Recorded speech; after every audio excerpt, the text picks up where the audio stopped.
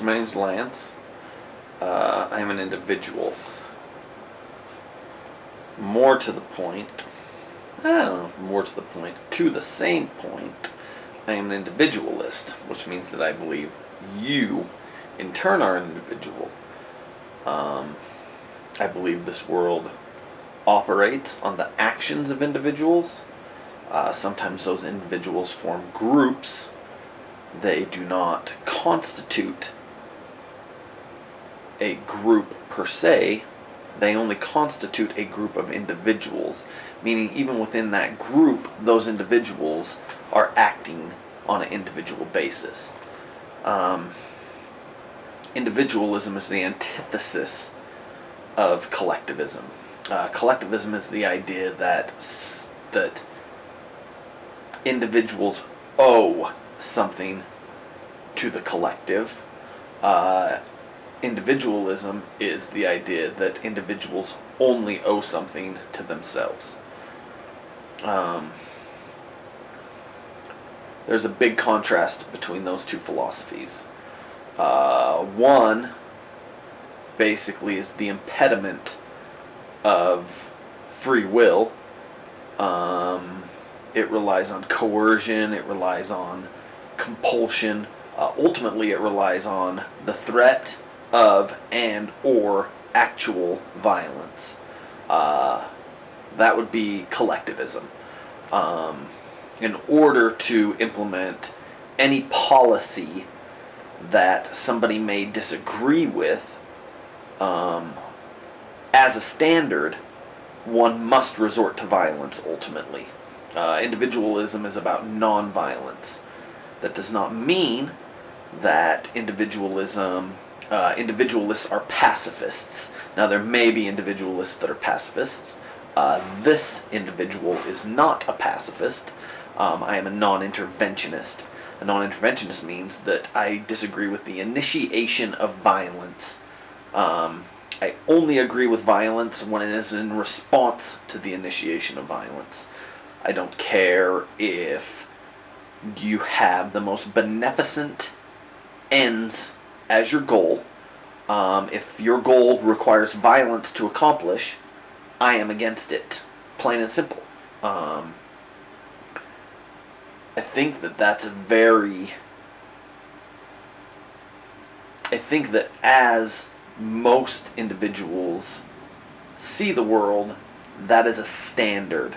Meaning that I could pull somebody who claims to be a collectivist out of their little circle and interview them on camera and ask them whether they believe the initiation of violence was an acceptable response to any type of nonviolent nonconformity or any type of nonviolent conformity or any type of nonviolent action, period, and they would say no.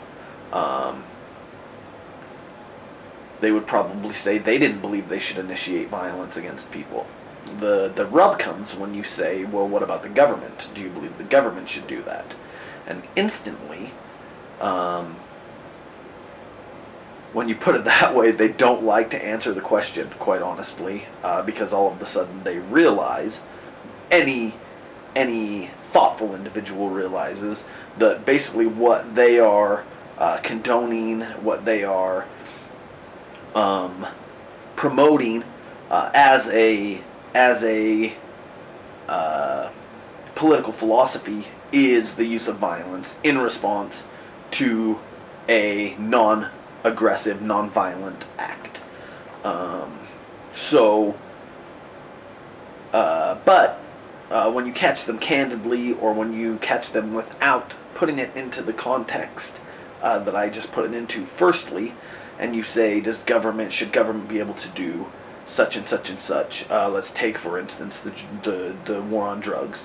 Should government be able to enter an individual's house who is smoking marijuana peacefully in their house? They're not planning on getting in their car and driving. They're not planning on beating their wife. They're just planning on smoking a joint, eating some Taco Bell, or let's not make it Taco Bell, then they don't even have to go out of the house, eating some pre-made food or some food they already have in their house and playing video games. Should the government be able to react in a violent manner towards that person? They say, well, the government doesn't react in a violent manner towards that person. My contention is, yes, obviously they do. If they know you're smoking weed in your house, they will come into your house and they will try to stop you. That is violence. Attempting physically to stop somebody from doing something that is not doing physical violence to someone else is the initiation of violence.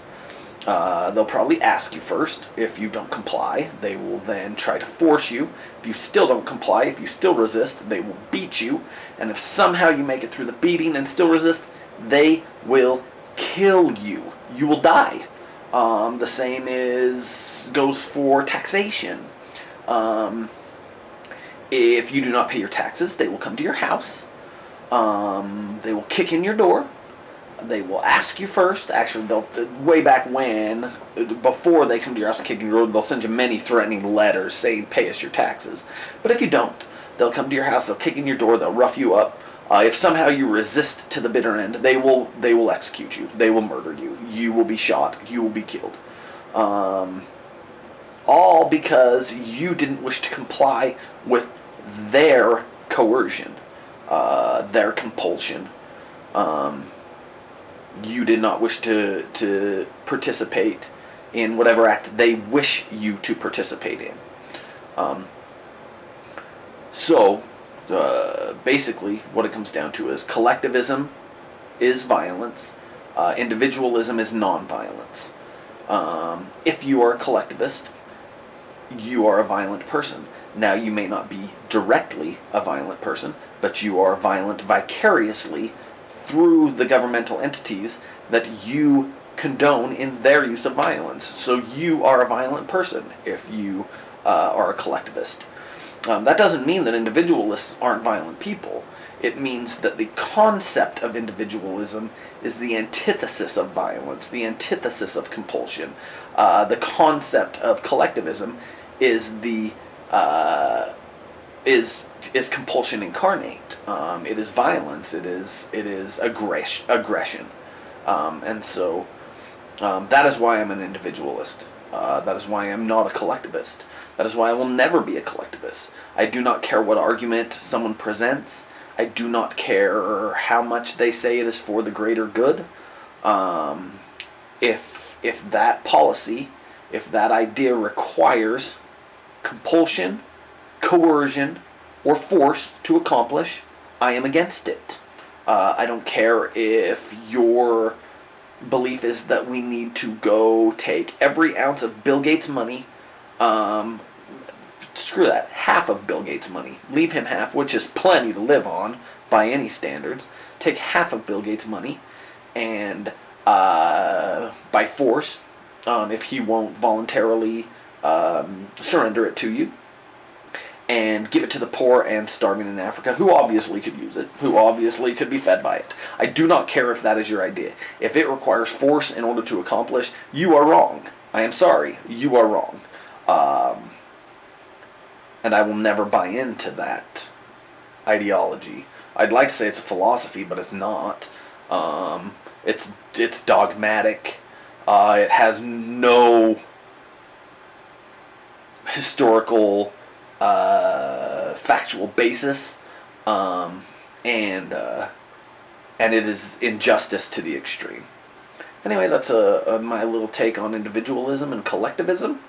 Individualists tend to also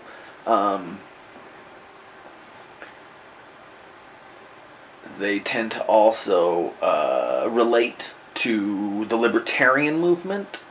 I relate a lot to libertarianism.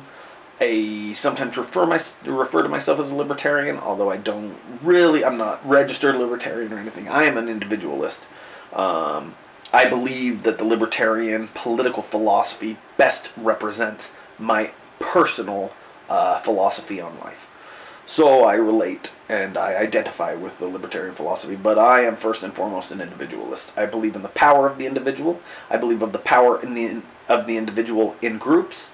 I believe in the power of a group of individuals, but ultimately it comes down to the actions of a single individual. And that is where I stand on my political philosophy and my life philosophy. If you take issue, leave a comment below. Please let me know how you feel. Let me know where I went wrong or where you perceive that I went wrong. And hopefully this will spark some interesting debate and some intelligent and non-slanderous or libelous, if that's even a word, non-slanderous debate. Like I said, leave a comment below.